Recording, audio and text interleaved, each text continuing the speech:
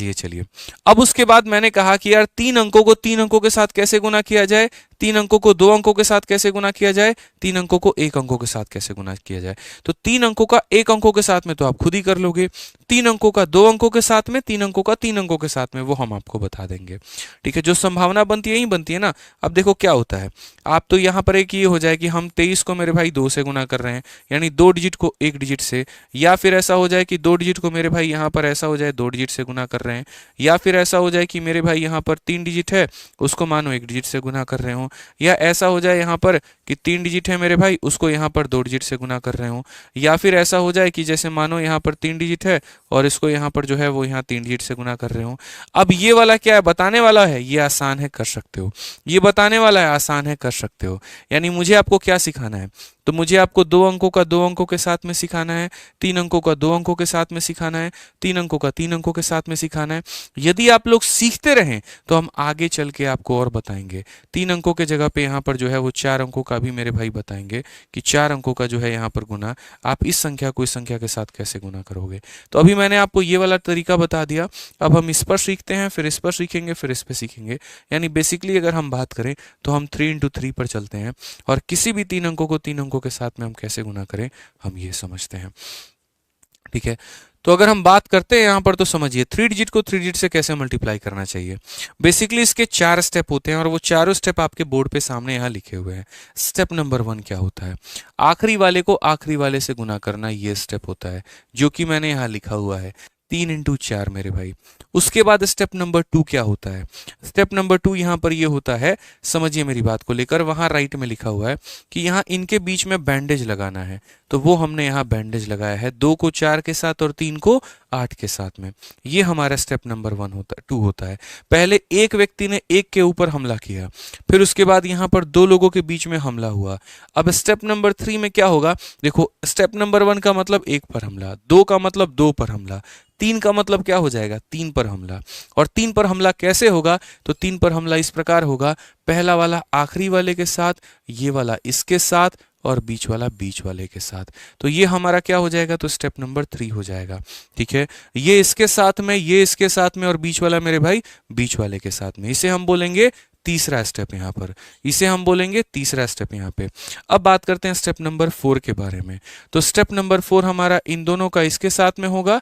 ठीक है, ये हमारा स्टेप नंबर 4 है और उसके बाद में स्टेप नंबर 5 क्या होगा, तो लास्ट वाले का लास्ट वाले के साथ। यानी एक बड़ा प्यारा सा पैटर्न चलेगा। कैसे चलेगा हम आपको समझाते हैं। तो पहले यहाँ पर क्या होगा, ये इसके ऊपर में अटैक करेगा, फिर उसके बाद में यहाँ पर क्या होगा, अब 2 लोगों की आवश्यकता पड़ेगी, फिर उसके बाद में यहाँ पर क्या होगा, अब 3 लोगों की आवश्यकता पड़ेगी, ये ऐसे, ये ऐसे, ये ऐसे। फिर उसके बाद में यहाँ पर क्या होगी, स्टेप नंबर 4 में मेरे भाई ये दोनों का आपस में भिड़ंत होगा और लास्ट में फिर बैंडेज लगा के यहाँ पर 5 वाले को इसके साथ में गुना कर देंगे। यानी 1, फिर 2/2, फिर मेरे भाई 3/3, फिर उसके बाद उल्टी गिनती 2 और फिर उल्टी गिनती 1। ये हमारी कहानी खत्म। बस ये प्रोसेस ध्यान रखो, ये जंजाल ध्यान रखो। अब देखो मल्टीप्लाई करते कैसे हैं। 123 को 584 के साथ गुना करना है। किसको किसके साथ में गुना करना है, तो बोलोगे सर 123 को 584 के साथ में गुना करना है। देखिए हम लोग कैसे करेंगे, हमारे पास संख्या क्या है, तो बोलोगे 123, गुना किससे करना है, तो 584 के साथ में गुना करना है। ठीक है, अब यहाँ मल्टीप्लाई कैसे करेंगे जरा हम देखो यहाँ पे। तो हम बोलेंगे सर बड़ा सिंपल सा केस है सर, यहाँ समझिए। ठीक है, 4 को 3 के साथ में गुना करेंगे तो 4 × 3 कितना हो जाएगा, 12। स्टेप नंबर 1 यही होता है, आखिरी वाले को आखिरी वाले के साथ गुना करते हैं। 4 × 3 हमारा कितना हो जाएगा, 12, 12 का 2, पास में आप रखेंगे 1। अब उसके बाद नेक्स्ट स्टेप क्या होता है, ऐसे मेरे भाई क्रॉस मल्टीप्लिकेशन। तो क्रॉस मल्टीप्लिकेशन कैसे करोगे, तो 4 × 2 8 और 8 × 3 24, 24 में 8 जोड़ दो, 24 में 8 जोड़ दो। फिर से रिपीट करता हूं, 24 में 8 जोड़ दो, कितना होगा 32, और 32 + 1 कितना हो जाएगा 33। 33 का हम 3 रखेंगे और मेरे भाई 3 पास में रख लेंगे। 33 का 3 लिख देंगे, 3 पास में रख लेंगे। पहले 1 को भिड़ा दिया, 2 को भिड़ा दिया, अब कितनों को भिड़ाओगे, 3 लोगों को। अब 3 लोगों को कैसे भिड़ाओगे, तो यहाँ पर इसको इसके साथ में, इसको इसके साथ में और बीच वाले को बीच वाले के साथ में। तो बोलोगे 1 × 4 कितना हो गया, 4। 5 × 3 कितना हो गया, 15 और 8 इंटू 2 कितना हो गया 16, 16 4 20 और 15 कितना हो गया 35 और 35 में उसका कैरी 3 जोड़ दो 38, 38 का फिर से कितना लिखोगे 8 और पास में कितना रखोगे 3। ठीक है, अब उसके बाद में यहाँ पर नेक्स्ट स्टेप पर चलते हैं, अगला देखते हैं। अब यहाँ 1 को 1 से भिड़ा लिया, 2 को 2 से भिड़ा लिया, 3 को 3 से भिड़ा लिया, अब उल्टी गिनती शुरू।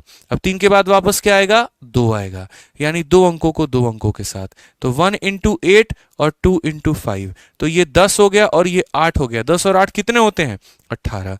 ये 10 हो गया और ये 8 हो गया, कितने होते हैं 18। 18 में 3 जोड़ दो कितना होगा 21, 21 का कितना लिखेंगे 1, पास में कितना आ जाएगा 2 आ जाएगा। ठीक है, अब 2 अंकों को भिड़ाने के बाद फिर कितना उल्टी गिनती पे 1 डिजिट पे, और 1 डिजिट कितना होगा तो 1 इंटू 5, 5 प्लस 2 कितना हो जाएगा 7, 71832, 71832। क्लियर है ये बात? यहाँ पे फिर से रिपीट करता हूँ 71832 मेरे भाई, ये हमारा हो जाएगा बहुत ही प्यारा कैलकुलेशन। अगर आपको वीडियो अच्छी लगी तो चैनल को सब्सक्राइब और वीडियो को लाइक जरूर कर दीजिएगा और आगे लोगों तक भी अपने शेयर जरूर करिएगा।